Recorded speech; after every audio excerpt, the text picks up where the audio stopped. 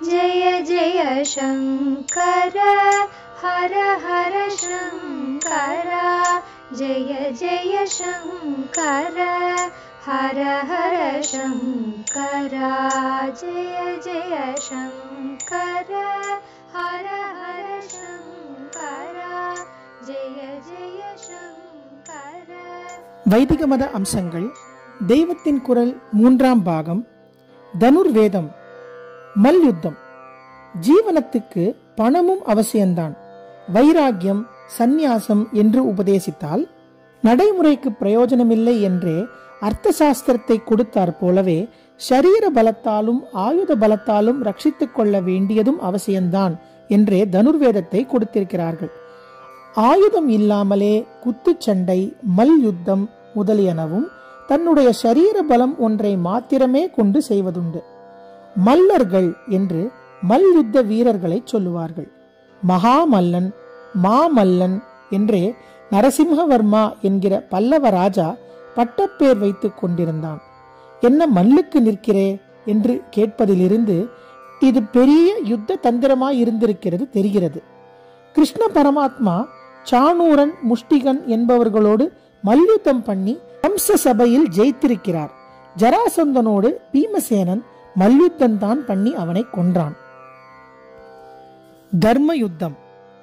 தர்ம ரட்சைக்காகவே இப்படி பல தினசில் சரீரத்தை கொண்டும் ஆயுதத்தை கொண்டும் தன்னுடைய சரீரத்தையும் தன் நாட்டு மக்களின் சரீரத்தையும் ரட்சித்துக் கொள்வதற்கு தனுர்வேதம் வழி சொல்லிக் கொடுக்கிறது.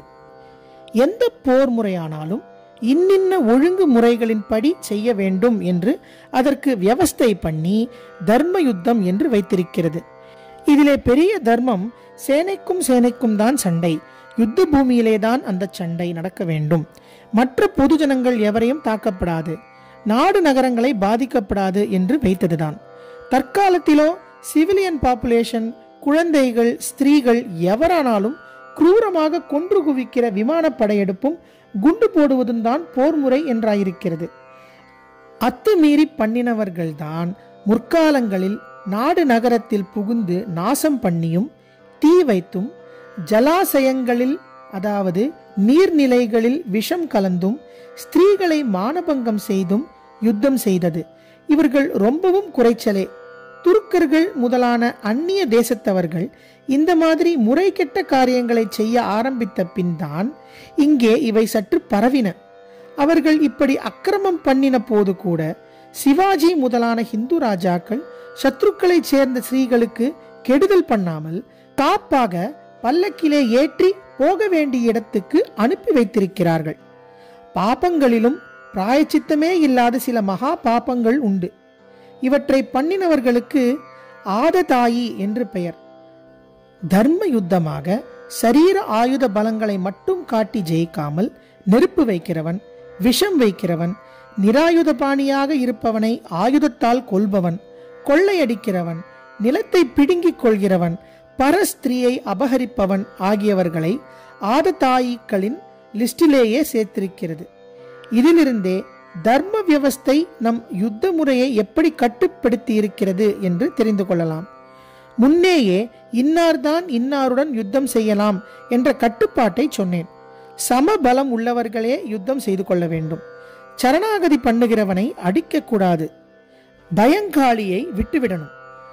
ஒரு ஃப்ரண்டில் யுத்தத்தில் கலந்து கொள்ளாமல் தேவையின் போது சேர்ந்து கொள்வதற்காக காத்து கொண்டிருக்கிறவன், அதாவது ஸ்டாண்ட்பையில் இருப்பவன், திடீரென்று புகுந்து ஒருத்தனை தாக்கக்கூடாது. ரொம்ப முடியாமல் சத்ரு கொஞ்சம் சிரம பரிகாரம் செய்து கொள்கிறான் என்றால் அவனுக்கு அனுமதி தர வேண்டும். தீர்த்தம் குடிக்கிறேன், கவசத்தை சரி செய்து கொள்கிறேன், குதிரையை மாற்றிக்கொள்கிறேன், புதுசாக ஆயுதம் கொண்டு வரச் செய்கிறேன் என்றெல்லாம் சத்ரு சொல்லும் போது அவன் அப்படி செய்கிற வரையில் தாக்கக்கூடாது. ஆயுதம் இழந்தவன், கவசம் உடைந்தவன், கவனக்குறைவாய் இருப்பவன், புறமுதுகு காட்டி ஓடுகிறவன் முதலியவர்களை ஒருபோதும் அடிக்கக்கூடாது. சாரணர்கள் என்று ஒற்றர்கள், வேவுக்காரர்கள் இருப்பார்கள். சமாச்சாரம் கொண்டு வரும் தூதர்கள் இருப்பார்கள். ஆயுதங்களை கொண்டு வந்து தருவதற்காக சில பேர் இருப்பார்கள். உற்சாகமூட்டுவதற்காக சங்கம், பேரி முதலான வாத்தியங்களை வாசிப்பவர்கள் இருப்பார்கள். இவர்களையெல்லாம் தப்பி தவறியும் தாக்கிவிடக்கூடாது. ராவணனுடைய சாரணர்கள், தூதர்கள் ஆகியவர்களை வானரங்கள் ஹிம்சிக்காதபடி ராமர் யுத்த தர்மத்தை அவர்களுக்கு சொன்னதாக ராமாயணத்தில் இருக்கிறது. யுத்த பூமியில்தான் சண்டையே தவிர யுத்தம் முடிந்து திரும்பி பாசறைக்கு போகிற போது இரண்டு தரப்புக்காரர்களும் அன்போடுதான் பழக வேண்டும் என்று கூட சொல்வார்கள். இப்போது ஒரே அதர்ம யுத்தம்தான். கெமிக்கல் வார்ஃபேர் என்று ஜலத்திலும் அட்மாஸ்பியரிலும் விஷத்தை சேர்ப்பது, ஸ்காட்ச் எர்த் என்று நிலத்தை சாகுபடிக்கு பிரயோஜனமில்லாமல் எரித்து விடுவது எல்லாமே சகஜமாக செய்யப்படுகின்றன. நமக்கு அர்த்தம், காமம் எல்லாமே அனுமதிக்கப்பட்டிருந்தாலும் தர்மம், மோட்சம் என்ற இரண்டாலும் இவற்றுக்கு இரண்டு பக்கமும் வரம்பு கட்டி தர்ம அதர்ம காம மோட்சம் என்று வைத்து விட்டதால் யுத்தம் உள்பட எல்லாமே அததுவும் லட்சியமாய் விடாமல் தர்ம வாழ்க்கை, வீட்டுப்பேறு என்ற லட்சியங்களுக்கு அனுகூலம் செய்யும் சாதனங்களாகவே ஒழுங்கு செய்யப்பட்டன. இப்படி தர்மத்தோடு இசைந்து செய்யும்படியாகவே ரிஷிகள் அமைத்து தந்த போர்க்கலைதான் தனுர்வேதம். பாரத யுத்தத்தின் போது சந்தியாவந்தனத்தில் அர்க்கியம் தருகிற வேளை தப்பி போகிறதே என்று சேனா வீரர்கள் ஜலத்தை தேடிக்கொண்டு போக அவசியமில்லாததால் புழுதியை கொண்டு அர்க்கியம் தந்தார்கள் என்று வியாசர் சொல்வதிலிருந்தே யுத்தம் எப்படி தர்மாச்சாரங்களோடு சேர்ந்திருக்கிறது என்று தெரிகிறது. தமிழிலே அர்த்த புஷ்டியுடன் மரக்கருணை என்று சொல்வார்கள். லோகத்தில் தர்மம் தழைக்க வேண்டும் என்ற உசந்த லட்சியத்துக்காகவே கடுமையாக நடந்து கொள்வதுதான் மரக்கருணை. இந்த அடிப்படையில் அனுஷ்டிக்க வேண்டியதே தனுர்வேதம். ஜெய ஜெய சங்கர, ஹரஹர சங்கர, மகாபிரியவா சரணம்.